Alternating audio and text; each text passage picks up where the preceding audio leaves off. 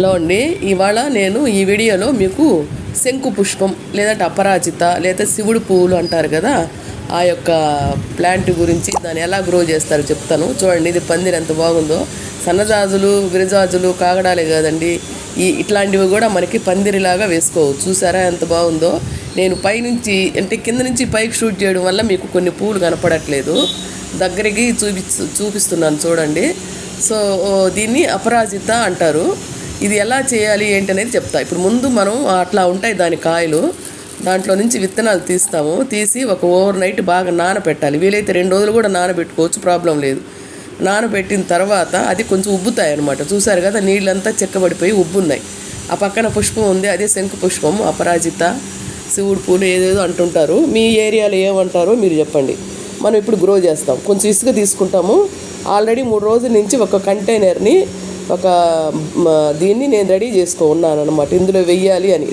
ఇది డెకరేటివ్గా వాడచ్చు, medicinal plant, ఇంకా షో ప్లాంట్, చాలా ఉందన్నమాట దీని వ్యవహారం. చూసారు కదా, ఈ విధంగా బాగా నానినటువంటి ఈ విత్తనాల్ని మనం ఇట్లా ఇసుకలో ఎందుకు వేసుకుంటున్నానంటే, ఒక్కొక్క గింజ పెట్టలేం కాబట్టి ఆ ఇసుకలతో మనం ఈజీగా ఇట్లా స్ప్రే చేసుకోవచ్చు అనమాట. స్ప్రే లాగా ఇట్లా చల్లుకోవచ్చు. ఆ విధంగా చల్లడానికి ఆ ఇసుక అనేది మనం వాడుకోవచ్చు. చూసారు కదా, ఈ విధంగా చుట్టూ చల్లేస్తాం. ఆ విత్తనాలు ఇసుకతో పాటు ఈ విధంగా చుట్టూ చల్లేస్తాం. దానిపైన కొంచెం ప్రెస్ చేసేసి దానిపైన మనం కొంచెం ఎరువు కానీ లేదంటే ఏదన్నా కంపోస్ట్ కానీ అట్లా పక్క ఒక లేయర్ లాగా వేసేసి నీళ్లు చల్లేస్తాం. చూసారు కదా, అది ఎరువు ఉంది నా దగ్గర, అది వేసాను. అది వేసి కొంచెం నీళ్లు చల్లేస్తాం అనమాట. ఇదంతేనండి. అట్లా అది కొంచెం సన్లైట్. ఇది టబ్ అని చెప్పా కదా, వాటర్ బాటిల్ టబ్ అనమాట. అది దాంట్లో నేను రెడీ చేస్తున్నాను అనమాట. ఇది ఎక్కువ ఎండలో ఉండాలి, మ్యాక్సిమం ఎండలో ఉండాలి. నీళ్లు చల్లేసి వదిలేసాను. 5th డేకి సన్న మొలకలు వచ్చాయి. చూసారా, చూడండి, ఇప్పుడు చూపిస్తాను. సన్న మొలకలు. సో నేను డెకరేటివ్ పర్పస్కి సెలెక్ట్ చేసుకున్నాను. పువ్వులు ఎక్కువ వస్తే కనుక మనం దాని కషాయం చేసుకొని తాగితే కూడా మంచి ఇమ్యూనిటీ వస్తుందని చదివున్నాము. సో ఈ విధంగా ఇది చూడండి, ఇంకా 4-5 రోజుల తర్వాత ఈ విధంగా 2 ఆకులు 3 ఆకులతో ఈ విధంగా పైకి వస్తుంది చెట్టు. చూసారు కదా, ఇదిగోండి. దీని వేర్లు భలే స్ట్రాంగ్ అండి.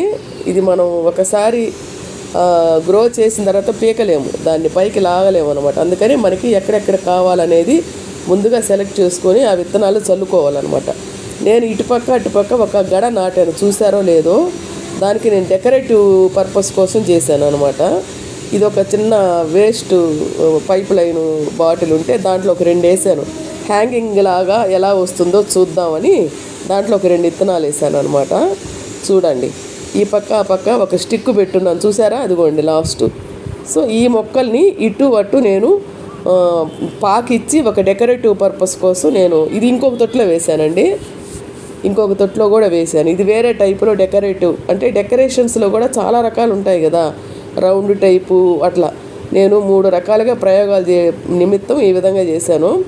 చూడండి,